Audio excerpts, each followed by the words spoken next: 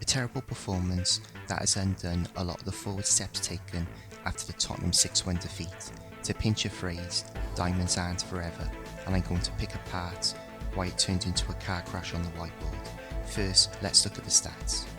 The only stat that stands out as a bit of a surprise was United having the better of the possession, but the game wasn't about stats, it was about the diamond formation and United's appalling execution of it. I'm going to focus on the midfield not holding their positions in the diamond formation, United's vulnerability on the counter-attack, the narrowness of the formation, and the ill discipline of my favourite United player that completely discombobulated the formation. Moving to the whiteboard, take a look at that formation, because that, along with the kickoff, is the only time United fans saw the team hold their shape. McTominay got called out by Neville and Keane for going to the ball, and it's true that he should have held his position on the right of the diamond and moved away from the ball to create space for others. By McTominay moving towards the ball, he was encroaching into Fred's space and pulling El Neni up the field with him, but it wasn't just McTominay. Pogba was also moving towards the ball and pulling Partey up the pitch with him also. United ended up with three of the diamonds on top of each other, boxed in with no outballs out wide. United virtually self-pressed themselves. In recent videos, I have spoken about United's newfound solidity with McTominay and Fred sitting in front of the back four.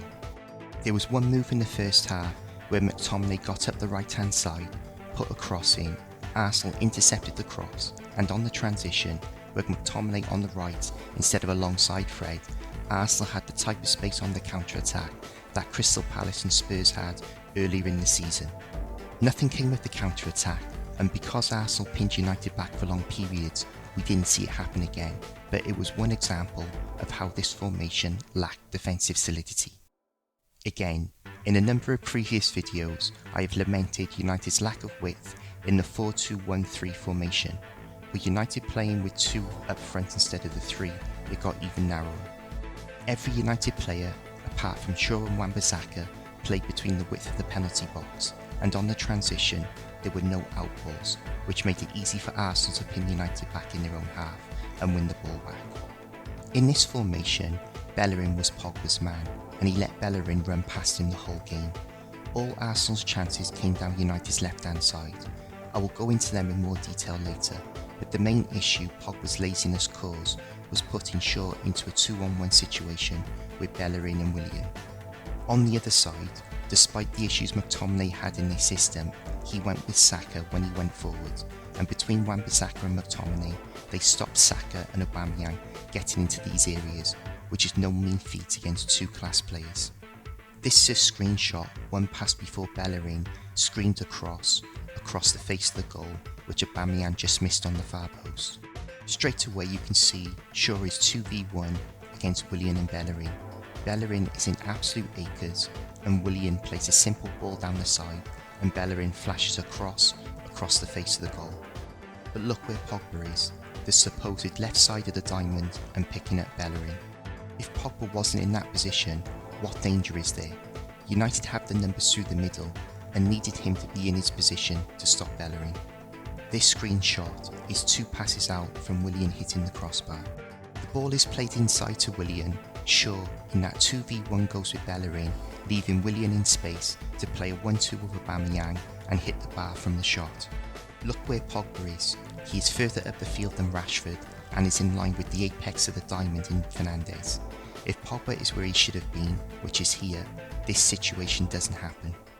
This screenshot is the build-up to the Saka header. Again, Shaw is 2v1 with Willian and Bellerin. Look where Pogba is. He's more in field than Fred, who is the base of the diamond. Go into the next screenshot of Bellerin about to put the cross in for Saka. He is in acres of space to put the ball in. You could say that Fernandes could have done better by hanging out to pick up Bellerin, because both Shaw and Fernandes have gone with Willian, but Fernandes is scrambling back to help Shaw because of Pogba's poor tactical discipline. Pogba in that position is not affecting the game at all. He is not picking anyone up, and if Bellerin squared the ball to Partey, he's not even close enough to stop Partey getting a shot off. Pogba is just standing in field to avoid his defensive duties. Now to the cherry on top of the icing, on top of the cake, the penalty. Pogba's got 6 yards on Bellerin, and there is only one thing Willian can do from here to get Bellerin the ball. To go from 6 yards in front to Bellerin getting to the ball first over such a short distance just can't happen at this level. Martin Keown made a great comment in commentary during the game against Leipzig. He said, "Work sooner to work less." He's basically saying, read the play, get into position to avoid getting pulled about and running around like a headless chicken.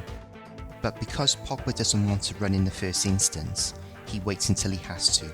Because of that, he is always in a reactive state, which is why he is always off the pace getting to people. I guarantee you Pogba was first thinking, Bellerin, please don't make the run. Then he's thinking, Willian, please don't play him the ball. When all that does happen, he is scrambling back and makes a desperate tackle. If he reads the play and shows the desire to stop what could happen, it doesn't happen. Go into the heat maps of McTominay and Pogba to show further why all Arsenal's penetration was coming down United's left. You can see from McTominay's heat map the discipline he showed in protecting Wan-Bissaka against Saka, which is why Arsenal didn't cause United any problems down that side. Pogba, on the other hand, despite playing on the left of a diamond in the first half and the left side of a front three in the second half, went into areas all over the pitch, areas he should never have been in, and created a situation where his teammates were scrambling around to plug his gaps. The devil's verdict is, the diamond completely bombed out and should never be used again. But the question is, why did Ollie change a winning formula? I would love to have seen the training sessions to see how they played the system in training, because it must have been a million miles away from what happened in the first half against Arsenal. I think United will beat Everton with the injuries and suspensions they have, but if they do lose, Woodward has a decision to make. Let me know in the comments what you thought of the analysis, and as always, please like, subscribe and share, and I'll see you in the next video.